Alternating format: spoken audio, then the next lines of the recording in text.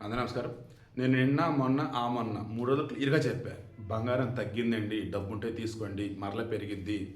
ఒకవేళ ఇంకా తగ్గినా కొంచెం తగ్గిద్దిలేండి. పెరగడం అంటే భారీగా పెరిగిద్ది. డబ్బుంటే తీసుకోండి, డబ్బుంటే తీసుకోండి అన్నది. ఈరోజు చూడండి అసల ఎంత దారుణంగా పెరిగిందంటే 24 క్యారెట్ గోల్డ్ ఏకంగా 10 గ్రాములు రూ.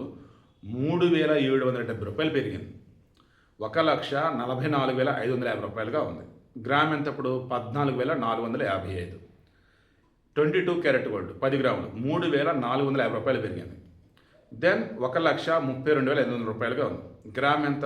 13,250. 18 క్యారెట్ గోల్డ్ రూ. 2,820 పెరిగింది. రూ. 1,08,410 ఉంది. దెన్ గ్రామ్ వచ్చి 10,841. వెండి పర్లేదు, ఇది కూడా రూ. 5,000 పెరిగింది. కేజీకి రూ. 2,50,000 ఉంది. దెన్ 10 గ్రాములు వచ్చేసి రూ. 2,500. ఇక ప్లాటినం, ఇది దీని రేటుకి ఈ పెరగటం అంటే భయంకరంగా పెరిగినట్టు. ఏకంగా రూ. 2,480 పెరిగింది.